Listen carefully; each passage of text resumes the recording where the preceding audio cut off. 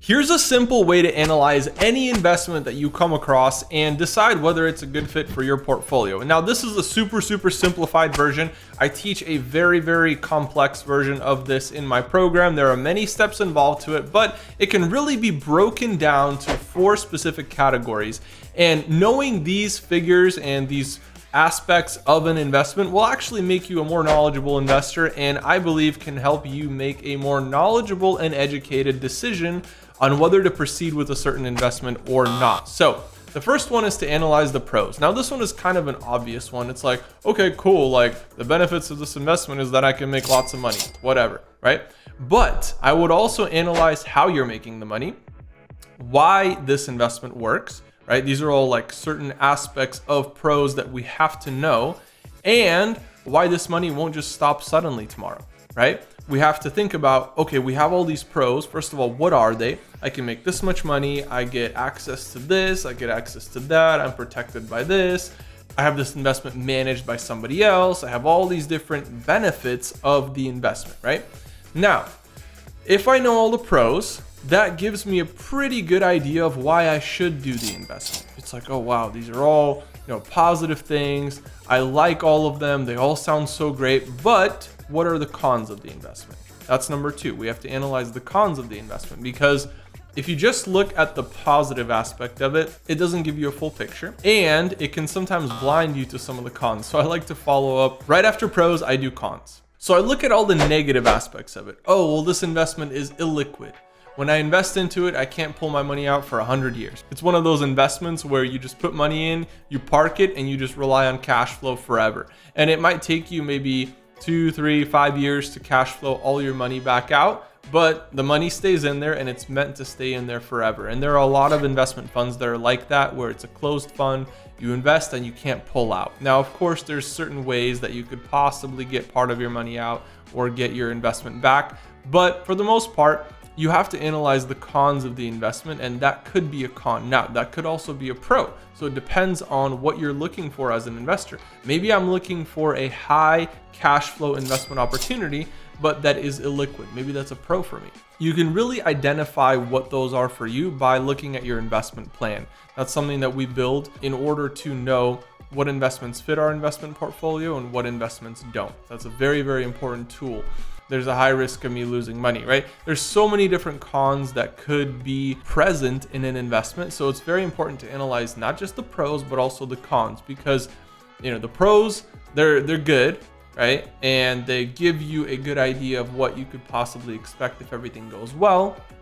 But you also have to know what are the negative aspects that you're going to have to deal with throughout the duration of the investment. Now, this is not necessarily risks. It's kind of risks, but I think risks are separate. I think cons are mostly like, okay, these are the things that in spite of these things, I'm still investing into this. Even though I'm not going to have my money back for 5 years, I'm still investing into it. And that's a con for me, because I have to pay for this whole thing cash, or I have to do this, or I have to do that. There's certain stipulations that could be cons depending on your portfolio and who you are as an investor and what you're looking for and not looking for. Alrighty, so this brings me to the third point that I always analyze, and that's risks. What is the maximum risk that I'm taking on here? Is it just my investment?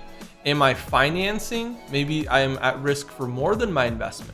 Maybe if I invest, let's say $100,000, I could actually lose $200,000, right? So you have to analyze what is the maximum risk that you're taking on by doing this investment. Now, also part of risks are mitigation strategies. So if we have this risk, let's say we invested into a private jet. One risk is that the jet might crash, right? So if we think that the jet might crash, or at some point in time, maybe one jet may have an accident or lose a wheel or something, like, you never know. Crazy things happen. So if one of these things happens, what's our mitigation strategy? Oh, well, we have insurance. Okay, cool. What if the engine blows and we can't use the jet for 2 months? What mitigation strategy do we have? Oh, well, we actually have a warranty program that provides us with free servicing because we're paying for it every single month. We're on this program that they're going to replace our engine within 2 weeks, and we're going to be good to go. Oh, perfect. That risk is mitigated, or at least mitigated enough for the investment to make sense. It doesn't have to be fully mitigated. You're never gonna have like no risk. There's always risk. And by the way, risk, it's kind of a very interesting topic because we assign the meaning to risk. Risk is not, it's not positive or negative.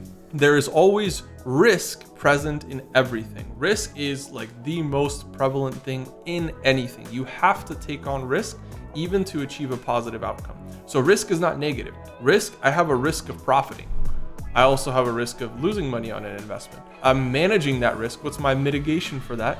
My mitigation is that I'm going to do everything that I can to make this investment turn out way better than I expected, but I also have the risk of it not performing as well. And so I'm mitigating that side as well. So risk is always going to be present and you have to be able to mitigate it as well. But there is something to be said for people who know how to manage that risk. Managing that risk is one of the biggest keys to being a successful investor, and analyzing them as well as the mitigation strategies that are present and that allow you to confidently make that investment. And finally, number 4 is scalability. How scalable is this investment? Can I only do it one time? If I can only do it one time and I see that everything works out exactly as I expected and I got paid more than I thought I was going to get paid and I made more money than I thought I was going to make and everything just went as smooth as possible and this was the most amazing investment I've ever done in my life, well, that's cool, but guess what? After it pays out, I'm going to have to go find another investment.